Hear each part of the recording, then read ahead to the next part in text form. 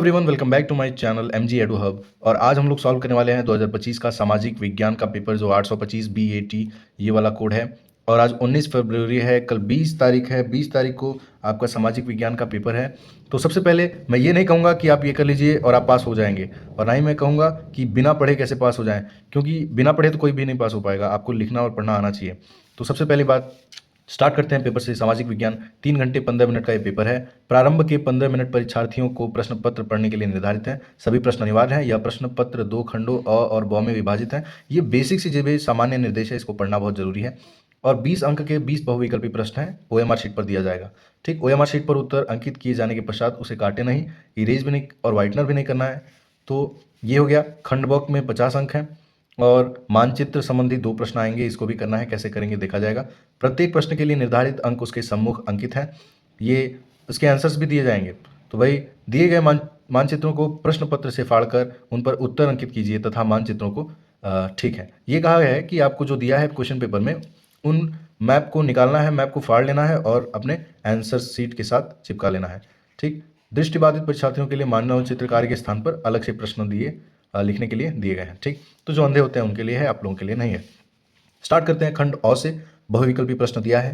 तो बहुविकल्पी में 4 विकल्प दिए जाते हैं और आपको OMR उत्तर पत्रक पे आपको चिन्हित करना है। तो सबसे पहला प्रश्न है, ऑटो वॉन बिस्मार्क का संबंध किस देश से है? तो ये जर्मनी होगा। अब आगे बढ़ते हैं, देखते हैं कि नेक्स्ट क्वेश्चन क्या है। अगला क्वेश्चन है, जलियांवाला बाग की घटना कब हुई? तो 13 अप्रैल 1919 को हुई। अंतर्राष्ट्रीय मुद्रा कोष IMF की स्थापना कब हुई थी? तो यह 1944 में हुई। फ्रांस की क्रांति कब हुई थी? तो 1789 में हुई। समाचार पत्र केसरी का प्रकाशन निम्नलिखित में से किसने किया था? तो ये बाल गंगाधर तिलक थे जिन्होंने इसका प्रकाशन किया था। निम्नलिखित में से किस देश का विभाजन धर्म या जाति के आधार पर हुआ था? तो भारत ही है जो हिंदू मुस्लिम के आधार पर डिवाइड हुआ था। तो हिंदी किस प्रकार की भाषा है? राजभाषा। महात्मा गांधी का विचार था, धर्म को कभी भी राजनीति से अलग नहीं किया जा सकता। भारतीय कम्युनिस्ट पार्टी की मार्क्सवादी विचारधारा की मुख्य विशेषताएं कौन सी हैं? तो उपयुक्त सभी हैं, ये सारी हैं। निम्नलिखित में से कौन सा लोकतंत्र से संबंधित है? उपरोक्त सभी, ये सभी ऊपर का। अब चलते हैं नेक्स्ट 11वें क्वेश्चन पे। सबसे पहला है यहाँ पे, निम्नलिखित में से किसे हरा सोना कहा जाता है? हरा है तो हरा भाई जो भी वनस्पति होता है उसी को कहते हैं, प्राकृतिक वनस्पति को। जलमंडल का कितना प्रतिशत भाग समुद्री जल के रूप में उपलब्ध है? 97.5%, 5%, 97.5% लौह अयस्क किस प्रकार का संसाधन है? तो अनवीकरणीय। अनवीकरणीय। निम्नलिखित में से कौन सा राज्य हजीरा विजयपुर जगदीशपुर पाइपलाइन से नहीं जुड़ा है? महाराष्ट्र। निम्नलिखित में से कौन सा उद्योग चूना पत्थर को कच्चे माल में के रूप में प्रयुक्त करता है? तो ये सीमेंट है। ये तो बहुत बेसिक से क्वेश्चंस हैं। सामान्यतः किस देश का विकास किस आधार पर निर्धारित किया जा सकता है? तो उपयुक्त सभी। प्रति व्यक्ति आय, औसत साक्षरता दर, लोगों की स्वास्थ्य स्थिति। सार्वजनिक और निजी क्षेत्र किस आधार पर विभाजित हैं? तो ये उद्यमों का स्वामित्व। सेवाओं को किस क्रियाकलाप क्षेत्र के अंतर्गत रखा जाता है? तो तृतीयक। राष्ट्रीय उपभोक्ता अधिकार दिवस कब मनाया जाता है? 24 नवंबर को। उपभोक्ता सुरक्षा अधिनियम कब बनाया जाता है? 1986। ये 20 OMR के क्वेश्चंस आपके हो गए। और मेरा एक बात मानिए यहाँ पे, अगर आपको कोई भी OMR में क्वेश्चन का आंसर नहीं आता है तो आप उसको लास्ट के लिए छोड़ दीजिए। अगर लास्ट में टाइम कम बचा रहता है तो आप कुछ भी उसमें टिक करके आना है, आपको खाली कुछ भी नहीं छोड़ना है। तो हम स्टार्ट करेंगे पहले क्वेश्चन से। फर्स्ट क्वेश्चन क्या है देखेंगे, राष्ट्र राज्य के उदय का संक्षिप्त टिप्पणी कीजिए। तो हम इसका आंसर यहाँ से इस तरह देंगे कि राष्ट्र राज्य के उदय पर संक्षिप्त टिप्पणी लिखिए। राष्ट्र राज्य एक विशिष्ट प्रकार का राजनीतिक संगठन है जिसमें एक राष्ट्र, सांस्कृतिक या जातीय समूह एक संप्रभु राज्य राजनीतिक इकाई के साथ जुड़ा होता है, जिनमें राज्य अपनी भौगोलिक सीमाओं के भीतर सर्वोच्च अधिकार रखता है। अब इसका एक्सप्लेनेशन भी है, तो आप इस तरह बुलेट पॉइंट्स बना के लिखेंगे तब भी बढ़िया से आप लिख लेंगे। यदि आप इसका स्क्रीनशॉट लेना चाहें तो ले लीजिए, ये आंसर्स हैं, ये डिटेल में बताया है। हालांकि ये कितने नंबर का है? तो 4 नंबर का है, देखेंगे 4 नंबर के लिए ये 4 पॉइंट्स बुलेट पॉइंट्स बहुत हैं, आप देख लीजिएगा। चलिए नेक्स्ट क्वेश्चन पे देखते हैं। हालांकि अथवा भी दिया है, खिलाफत आंदोलन कब शुरू हुआ? संक्षिप्त में स्पष्ट कीजिए। ये भी संक्षिप्त में टिप्पणी मांग रहा है, संक्षिप्त में स्पष्ट करने के लिए कह रहा है, तो हम इसको एक्सप्लेन करेंगे। सबसे पहली बात तो लिखना है, खिलाफत आंदोलन 1919 में शुरू हुआ। यह आंदोलन तुर्की के खलीफा के पद को बहाल करने के लिए भारतीय मुसलमानों द्वारा शुरू किया गया था। प्रथम विश्व युद्ध के तुर्की की हार और उसके बाद सेवरस संधि की कठोर शर्तों के ने मुसलमानों को नाराज कर दिया। क्योंकि अंग्रेजों ने खलीफा को पद से हटा दिया था। गांधी जी ने इस आंदोलन को असहयोग आंदोलन के साथ जोड़कर राष्ट्रीय एकता को बढ़ावा दिया। और यहाँ पे आंसर खत्म होता है। और 4 नंबर यानी 4 बुलेट पॉइंट्स में लिखें, आपको अच्छा नंबर मिलेगा। संघवाद की किन्हीं 4 विशेषताओं का वर्णन कीजिए। अगर 4 विशेषताओं का वर्णन है तो 4 नंबर है, प्रत्येक विशेषता प्रत्येक नंबर। तो ध्यान दीजिए यहाँ पे 4 विशेषताएं हैं। संपवाद सांप्रदायिकता की 4 विशेषताएं हैं। धार्मिक पहचान को सर्वोच्च मानना, धार्मिक आधार पर राजनीतिक गोलबंदी, अन्य धर्मों के प्रति पूर्वाग्रह और घृणा, और धर्मनिरपेक्ष मूल्यों का विरोध। तो इसका एक्सप्लेनेशन है 4 पॉइंट्स में। सांप्रदायिकता एक विचारधारा है जो एक धार्मिक समूह के हितों को राष्ट्रीय हितों से ऊपर रखती है। चलिए इतना आप जान गए तो ये भी पता चल जाएगा कि ये संघर्ष पैदा करती है। अब यह एक धर्म के लोगों को दूसरे धर्म के लोगों के खिलाफ खड़ा करती है। यह लोकतंत्र और धर्मनिरपेक्षता के सिद्धांतों के लिए खतरा है। एकदम इजी लैंग्वेज में, आसान भाषा में आपने इसका उत्तर दिया। इस तरह आप अच्छे नंबर पा सकते हैं। 22वां में एक और क्वेश्चन है, राजनीति में जाति के नकारात्मक पहलू के महत्वपूर्ण बिंदुओं को स्पष्ट कीजिए। यह 4 नंबर का है और अथवा है, यानी इन दोनों में कोई एक करना है, लेकिन दोनों का उत्तर हम देंगे। यहाँ पे लिखा है कि राजनीति में जाति के नकारात्मक पहलू हैं जातिगत संघर्ष को बढ़ावा देना, योग्यता की अनदेखी, भ्रष्टाचार और अक्षमता को बढ़ावा देना और राष्ट्रीय एकता को कमजोर करना। इसका एक्सप्लेनेशन है, राजनीति में जाति का प्रयोग अक्सर वोट बैंक की राजनीति के लिए किया जाता है, जिससे समाज में विभाजन पैदा होता है। यह योग्य उम्मीदवारों के बजाय जातिगत आधार पर उम्मीदवारों के चयन को प्रोत्साहित करता है। यह सुशासन में बाधा डालता है और भाई भतीजावाद को बढ़ावा देता है। यह राष्ट्रीय एकता और सामाजिक समरसता के लिए वनों की हानि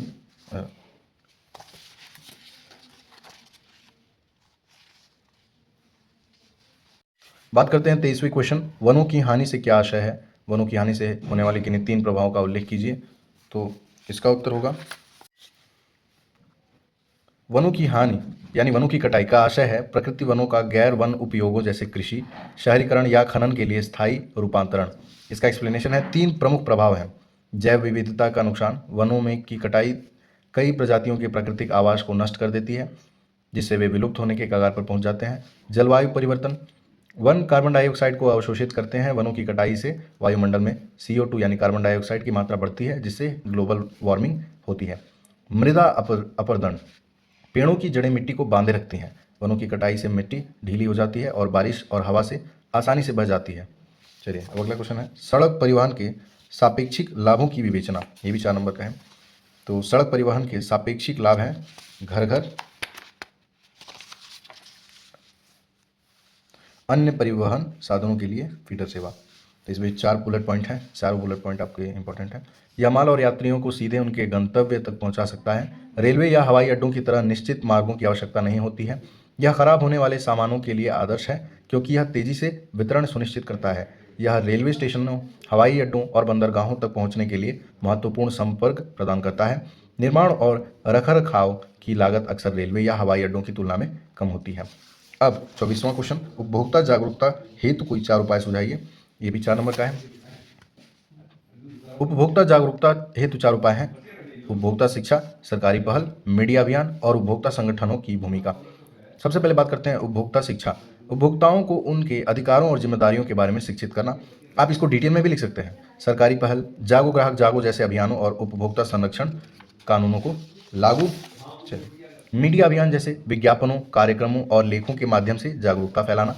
उपभोक्ता संगठनों की भूमिका, उपभोक्ताओं की शिकायतों को उठाना और उन्हें कानूनी सहायता प्रदान करना। 24वें क्वेश्चन में एक और अथवा करके दिया है, संगठित क्षेत्रक एवं असंगठित क्षेत्र के बीच भेद स्पष्ट कीजिए।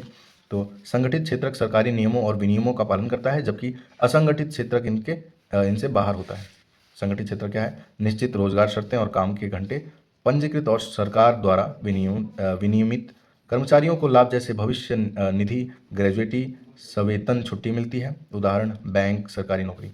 असंगठित क्षेत्र जैसे अनिश्चित रोजगार और काम के घंटे, अधिकांशतः निजी स्वामित्व और अनियमित। तो इस तरह ये आप कर सकते हैं। इसका उदाहरण भी है कि छोटे दुकानदार, निर्माण श्रमिक, ये उदाहरण है कुछ। अब बात करते हैं 150 शब्दों में, जो कि 6 नंबर के आते हैं। पहला है, जर्मनी के एकीकरण की प्रक्रिया के बारे में संक्षिप्त लेख लिखिए, जो कि 6 नंबर का है। तो इसमें देखते हैं, जर्मनी का एकीकरण 19वीं सदी के मध्य में ऑटो वॉन बिस्मार्क के नेतृत्व में हुआ था। ये फर्स्ट आप उठाएंगे, यहाँ पे देखिए पहला क्वेश्चन जो दिया है, पहला क्वेश्चन यही दिया था कि ऑटो वॉन बिस्मार्क का संबंध किस देश से है। तो आप एक से यहाँ पे कड़ी जुड़ती जाएगी। जब स्टार्ट करेंगे लिखना। बिस्मार्क ने रक्त और लौह की नीति अपनाई, जिसमें युद्धों और कूटनीति का उपयोग किया गया। प्रशा ने डेनमार्क, ऑस्ट्रिया और फ्रांस के खिलाफ 3 युद्ध लड़े।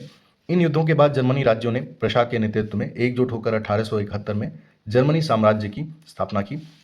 विलियम एक को एकीकृत जर्मनी का सम्राट घोषित किया गया। अब इसी का अथवा है कि आदि औद्योगिकरण व्यवस्था की विशेषताएं लिखिए।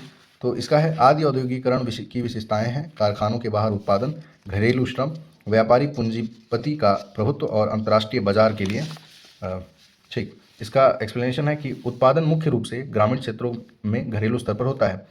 व्यापारी कच्चे माल की आपूर्ति करते हैं और तैयार माल एकत्र करते हैं। यह अवस्था कारखानों की स्थापना से पहले मौजूद थी। इसने बाद में औद्योगिकी क्रांति के लिए आधार तैयार किया। तो ये छोटे से बुलेट पॉइंट्स जो 4 दिए हैं, ये 6 नंबर के लिए पूर्ति नहीं करेंगे, बस एक आइडिया है जिसके बारे में आप और अपने मन से लिख सकते हैं और ज़्यादा नंबर पा सकते हैं। अगला है बेल्जियम में राजनीतिक प्रणाली विश्व के अन्य देशों से अलग कैसे है, संक्षेप में व्याख्या कीजिए। तो बेल्जियम की राजनीतिक प्रणाली सत्ता साझाकरण के एक अनूठे मॉडल पर आधारित है, जिसे सामुदायिक सरकार कहा जाता है, जो अन्य देशों से अलग है। यह मॉडल भाषाई और सांस्कृतिक विविधता को समायोजित करने के लिए डिज़ाइन किया गया था। इसमें केंद्र और राज्य सरकारों के अलावा एक तीसरी प्रकार की सरकार सामुदायिक सरकार है और भाषा से संबंधित मामलों में अधिकार है। इसने गृह युद्ध को टालने में मदद की और सभी समुदायों के बीच शांति स्थापित की। ये बस इसके टॉपिक्स हैं, इसके बारे में आप अपने मन से भी लिखेंगे, ज़्यादा नंबर पाएंगे। हैंड राइटिंग भी ज़्यादा मैंडेटरी है, ज़्यादा अच्छा लिखेंगे ज़्यादा नंबर पाएंगे। लोकतांत्रिक शासन व्यवस्था अन्य शासन व्यवस्थाओं से बेहतर है, व्याख्या कीजिए। इसका है लोकतांत्रिक शासन व्यवस्था अन्य व्यवस्थाओं से बेहतर है क्योंकि यह समानता, स्वतंत्रता, जवाबदेही और गरिमा को बढ़ावा देती है। यह नागरिकों के बीच समानता को बढ़ावा देती है, यह व्यक्ति की गरिमा को बढ़ाती है, यह संघर्षों को सुलझाने का एक तरीका प्रदान करती है, यह गलतियों को सुधारने का अवसर प्रदान करती है। मानव विकास सूचकांक को परिभाषित कीजिए। मानव विकास के घटकों का वर्णन कीजिए। ये 27वां क्वेश्चन है, जो कि 4 + 2 6 क्वेश्चन 6 नंबर मिलेंगे। मानव विकास सूचकांक HDI जीवन प्रत्याशा, शिक्षा और प्रति व्यक्ति आय संकेतकों का एक समग्र आंकड़ा है, जिसका उपयोग देशों को मानव विकास के मुख्य रूप में ले जाएगा। मानव विकास के मुख्य घटक हैं स्वास्थ्य, जन्म के समय जीवन प्रत्याशा द्वारा मापा जाता है। शिक्षा, वयस्क साक्षरता दर और सकल नामांकन अनुपात द्वारा मापा जाता है। जीवन स्तर, प्रति व्यक्ति एक सकल राष्ट्रीय आय GNI द्वारा मापा जाता है। 27वां अथवा वाला क्वेश्चन है कि भारत में वैश्वीकरण के प्रभाव की विवेचना कीजिए। तो भारत में वैश्वीकरण के मिश्रित प्रभाव हुए हैं, जिनमें आर्थिक विकास में तेजी और विदेशी निवेश में वृद्धि शामिल है। इसने रोजगार के अवसर बढ़ाए हैं, लेकिन असमानताएं भी बढ़ी हैं। भारतीय संस्कृति और जीवन शैली पर पश्चिमी प्रभाव पड़ा है। छोटे उद्योगों को बहुराष्ट्रीय कंपनियों से प्रतिस्पर्धा का सामना करना पड़ा है। उपभोक्ताओं के पास अब उत्पादों और सेवाओं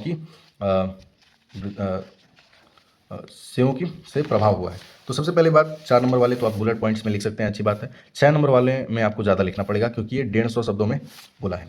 चलिए आगे बढ़ते हैं। भू संशोधन से क्या तात्पर्य है? भारत के भू उपयोगों में आवश्यक परिवर्तनों हेतु कोई 4 सुझाव कीजिए। यह अथवा ये दोनों क्वेश्चन आप लोग खुद कीजिएगा। और ये मानचित्र संबंधी प्रश्न जो है, सबसे पहले प्रश्न इसमें सबसे पहले करना क्या है, भारत के दिए गए रेखा मानचित्र 13वें पृष्ठ पर जो है उसमें ऐसा चिन्ह द्वारा नाम सहित दर्शाना है और सही नाम तथा सही स्थान अंकन हेतु आधा अंक निर्धारित है। वह स्थान जहां 1905 में कांग्रेस का अधिवेशन हुआ। सबसे पहले हम ग्राफ पे इसके मैप पे चलेंगे, देखेंगे कि वह स्थान जहाँ पे 1905 में कांग्रेस का अधिवेशन हुआ वो बनारस है। अभी प्रेजेंट टाइम में वो वाराणसी है। तो यहाँ हम लिख सकते हैं वाराणसी, यही है वो प्लेस वाराणसी। अब अगला है कि वह स्थान जहाँ गांधी जी ने किसान सत्याग्रह का बिहार में नेतृत्व किया, चंपारण है। तो ये रहा चंपारण, यहाँ है, यहाँ लिख सकते हैं। अगला है वह स्थान जहाँ असहयोग आंदोलन का कार्यक्रम स्वीकार किया गया, जो कि है कलकत्ता, और ये है कलकत्ता। तो आप लिखेंगे यहाँ कलकत्ता, यानी कोलकाता भी लिख सकते हैं, चलेगा। अब इसके बाद वह स्थान जहाँ पर चंद्रशेखर आज़ाद शहीद हुए थे, इलाहाबाद, जो कि यहाँ है। तो ऐसे लिखेंगे आप इलाहाबाद। वह स्थान जहाँ प्रसिद्ध स्वर्ण मंदिर है, अमृतसर।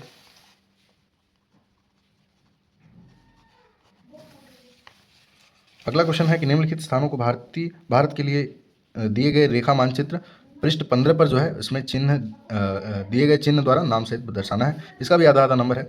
चाय उत्पादक कोई एक क्षेत्र चिन्ह इस वाले चिन्ह द्वारा नाम सहित दिखाना है। असम, तो सबसे पहले बात करते हैं असम। असम कहाँ पे है भाई? तो ये रहा असम। केवल चिन्ह दिखाना है, यहाँ नाम नहीं लिखना है। अच्छा, सही नाम तथा सही स्थान अंकन के लिए मिला है। केवल चिन्ह द्वारा दिखाना है, यहाँ पे नाम सहित नहीं दिखाना है। चलिए, तो ये पहला असम, ये रहा असम। दूसरा है छत्तीसगढ़ का राजधानी नगर, जो कि रायपुर है, और रायपुर ये रहा। अब अगला है दक्षिण भारत की एक प्रमुख नदी, जो कि है गोदावरी। तो ये रही गोदावरी, यहाँ पे यहाँ से बहती है और यहाँ पे जाती है। तो आप यहाँ नहीं करके दक्षिण में कहीं कर देंगे, तभी आपका नंबर मिल जाएगा। लेकिन कहीं ना कहीं आपको मार्किंग करनी पड़ेगी। उत्तर प्रदेश नर्मदा नदी पर बना एक बांध चिन्ह द्वारा। तो ये नर्मदा नदी पे ये वाला वैसे चिन्ह दिखा के कि सरदार सरोवर बांध दिखाएंगे। उत्तर प्रदेश का एक 10 लाखी नगर स्टार वाले चिन्ह द्वारा नाम से, ये जो है लखनऊ। लखनऊ ऐसे स्टार दिखा देंगे। और यहाँ पे इंग्लिश मीडियम में भी था, तो हालांकि इंग्लिश मीडियम के बच्चों के लिए दूसरे क्वेश्चन नहीं, वही क्वेश्चन रहेंगे, लेकिन वो इंग्लिश में रहेंगे। तो अथवा करके यहाँ पे ये भी दिया था, ये आप देख सकते हैं। केवल दृष्टिबाधित परीक्षार्थियों के लिए है, तो आपके लिए नहीं है। जो आंख से अंधे हैं उन लोगों के लिए केवल क्वेश्चन है, इसका आंसर लिखना है।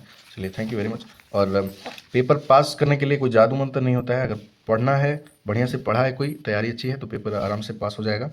उस तरह कोई भी कहता है कि हाँ 2026 का पेपर है, यही वाला आएगा, तो इसकी गारंटी नहीं है, कुछ भी आ सकता है। किसी ने पेपर देखा नहीं है। और अगर आपकी प्रैक्टिस बढ़िया रहेगी तो आप बढ़िया नंबर पाएंगे। चलिए।